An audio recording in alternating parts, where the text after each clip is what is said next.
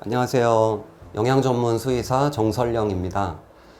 우리 영양의 목표는 크게 두 가지로 나눌 수 있습니다. 첫 번째는 이제 건강 유지, 그리고 두 번째는 건강 증진인데, 건강 유지는 기본적으로 우리가 평소에 주는 주식이죠. 사료가 될 수도 있고, 자연식, 신선식이 될 수가 있죠. 그래서 주로 먹는 식품을 통해서 건강 유지를 우리가 도모하는 것, 그리고 영양제 급여를 통해서 건강 증진을 도모하는 것을 영양의 어떤 목표라고 우리가 할 수가 있다. 근데 그 중에 이제 주식으로 먹이는 경우에 사료를 먹이시는 분들이 많으신데, 사료 중에서 괜찮은 것도 있고 정말로 별로 좋지 않은 것도 있거든요.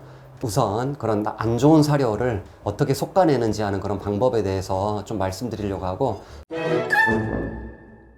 주식이 아님에도 주식으로 광고하는 사료들이 있거든요. 그래서 우리가 그 광고를 보지 말고 우리가 제품을 바라보면서 주식으로 급여할 수 없구나 라는 것을 판단할 수 있는 몇 가지 방법에 대해서 말씀드리려고 합니다. 그래서 첫 번째, 우선 주식이라고 한다면 영양균형이 충분히 뒷받침되어 있어야 되거든요. 이 얘기는 여러 식재료들이 골고루 섞여 있어야 된다는 얘기고, 장기간 급여가 가능해야 되는 건데, 그렇지 않은 경우 일부 원료들만 있거나 또는 영양균형이 뒷받침되어 있지 않는 경우에는 그건 전부 다 간식이라고 보시고 주식으로 먹이면 안 됩니다. 가끔씩 간식으로 주는 거는 괜찮습니다. 우선은 여러분들이 그 사료를 봤을 때 뒤에 라벨이 있거든요. 그때 법적으로 표기해야 되는 사항들이 있어요. 그래서 제일 중요한 거, 그 여러 가지가 있겠지만 제일 중요한 거는 사용 원료입니다. 두 번째는 등록 성분을 보셔야 됩니다. 이 두 가지가 가장 중요합니다. 나머지 거는 그냥 참고만 하셔도 되겠다. 반려동물 사료는 사료관리법에 관리를 받고 있고, 사료관리법에 의하면은 반려동물용 사료는 현재 단미사료, 보조사료, 배합사료로 구분되어 등록할 수 있게 되어 있습니다. 그래서 단미사료는 식물성 원료, 우리가 자연에서 구할 수 있는 식물성 원료, 동물성 원료 또는 일부 미네랄이 좀 포함된 경우에는 단미사료로 등록하는 거고, 보조사료는 비타민, 효소, 유산균, 효모, 그리고 보존제나 결착제, 유화제 같은 그런 보존과 직결된 성분들이 들어간 것들을 보조사료의 범주 안에 들어갑니다. 마지막으로 배합사료는 단미사료 더하기 보조사료를 얘기하는 거고, 배합사료로 등록되었을 때 가장 큰 특징은 사료 뒷면 라벨에 칼슘과 인이 법적으로 표기되어야 합니다. 그래서 칼슘과 인이 표기되어 있지 않다면은 그거는 배합사료가 아닙니다. 단미사료 또는 보조사료이기 때문에 주식으로 급여할 수가 없습니다. 왜 그러냐면은 단미사료에는 비타민이 빠져 있기 때문에 그렇습니다. 비타민은 필수 영양소로 반드시 급여해야 되는 영양소인데, 이게 보조사료의 범주 안에 들어가 있기 때문에 단미사료라고만 등록되어 있으면은 주식으로 평생 급여할 수가 없게 됩니다. 그리고 추가적으로 주식으로 급여하기 위해서는 수분 공급도 필요한데, 수분은 따로 마시기 때문에 크게 중요한 사항은 아니고요. 사료를 평가하실 때. 그래서 필수 영양 성분이 이제 중요하잖아요. 그래서 필수 영양 성분은 단백질, 지방, 지방 중에 이제 오메가3 지방산과 오메가6 지방산을 우리가 필수 지방산이라고 하고요. 그리고 여러 가지 미네랄, 비타민들이 골고루 들어 있어야 합니다. 근데 탄수화물의 경우는 사람에서는 좀 중요시할지 모르겠지만은 반려동물에서는 필수 영양소가 아니고, 탄수화물 중에 예를 들어 식이섬유 같은 경우는 우리가 특정 기능을 기대하기 위해서 넣어주는 경우도 있지만은 안 넣어줘도 되는 그런 비필수 영양소라고 할 수 있습니다. 그래서 여기서 이제 단백질과 지방, 미네랄은 아까 말씀드린 것처럼 단미사료에 포함이 되고, 비타민은 보조사료에 해당되기 때문에 단미사료와 보조사료는 주식으로 오랫동안 급여할 수가 없습니다. 하지만 이제 배합사료라고 등록이 돼 있다면은 비타민과 미네랄, 단백질, 지방을 모두 포함하는 개념이기 때문에 주식으로 급여할 수 있는 후보군에 포함이 됩니다. 하지만 중요한 것은 이렇게 배합사료로 등록되어 있다 하더라도 모두가 다 주식이라고 할 수는 없습니다.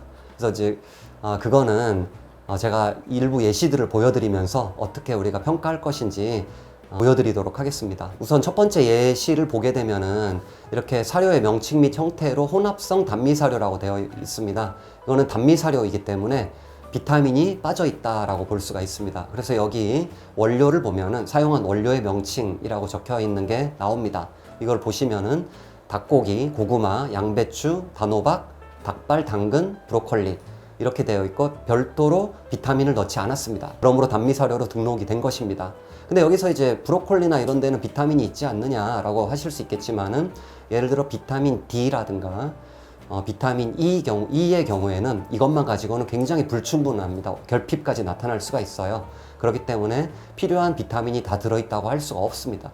그리고 여기 등록 성분을 보시게 되면은 조지방, 조단백, 수분, 조섬유, 조해분 이렇게 퍼센티지가 나와 있을 거예요. 근데 여기 칼슘과 인이 빠졌죠. 아까 제가 말씀드린 것처럼 칼슘과 인은 배합사료로 등록할 때만 표현을 하는 겁니다. 물론 단미사료로 등록하면서도 표현할 수도 있지만은 배합사료로 등록하는 경우에는 법적으로 의무적으로 칼슘과 인을 표기해야 됩니다. 근데 이렇게 표기가 안 된 경우라면은 배합사료로 등록이 안 된 것이기 때문에 주식으로 급여할 수 없고 간식으로 급여하셔야 됩니다. 그리고 이 지금 보여드리는 예시를 보면은 주식 단독 급여시라고 써 있잖아요. 그래서 여러분들이 이걸 보시면 안 된다는 거예요. 직접 평가를 하셔야 된다. 그리고 이 제품의 큰 문제 중에 하나는 생후 3개월 이상부터 급여하라고 돼 있어요. 근데 아까 살펴보신 그런 원료들에는 칼슘원이 없어요. 성장기 자견인 경우에는 칼슘의 함량이 굉장히 중요하거든요. 그러니까 성장하는 동안 뼈 형성을 해야 되는 중요한 영양소가 칼슘인데, 이 칼슘이 거의 안 들어 있습니다. 그 원료로는 칼슘 제공이 거의 힘들어요. 그렇기 때문에 뼈 발달에 굉장한 문제를 일으킬 수가 있다. 그러므로 이 제품은 성장기 자견에는 급여하시면 안 되는 제품이에요. 그러므로 여기 급여해 주세요라고 한다 하더라도 유심히 잘 보셔야 됩니다. 물론 여기 들어있는 원료들은 굉장히 그냥 일반적으로 우리가 먹이는 상업 가공 사료들 있죠. 그런 알갱이 사료에 들어있는 것보다 훨씬 좋아요. 원료의 수준은 굉장히 좋습니다. 근데 이제 이 원료만 가지고는 상식적으로도 식재료가 풍부하지 않기 때문에 장기간 급여가 좀 어렵다라고 알 수가 있겠죠. 특히 이제 칼슘에 결핍을 야기할 수 있기 때문에 자견에서는 위험할 수 있는 그런 사료라고 되어 있습니다. 그러므로 주식으로 표현되어 있다 하더라도 여러분들은 라벨을 보시고 판단할 수 있어야 됩니다. 두 번째 예시를 보시면은 이거는 이제 캔 사료입니다. 보시면 여러 가지 정보들이 있는데 여러분들이 중요시하게 봐야 될 거는 여기 나와 있는 등록 성분량과 그리고 사용 원료입니다. 이거는 이 캔 사료에는 칼슘과 인이 표기되어 있습니다. 그러므로 배합 사료로 등록되어 있는 사료죠.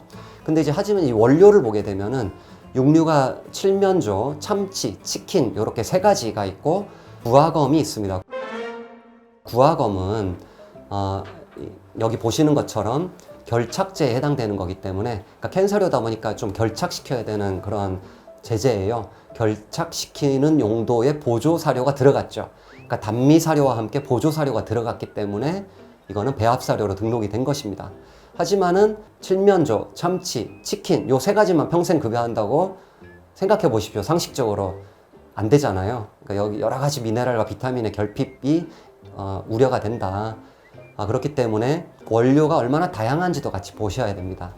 결국 이 제품은 배합 사료입니다. 그러므로 주식 급여 가능 사료의 후보 중에 하나입니다. 하지만 원료가 육류만 세 가지 딸랑 들어있기 때문에 다른 필요한 영양소들이 충분하게 공급되었다고 볼 수 없습니다.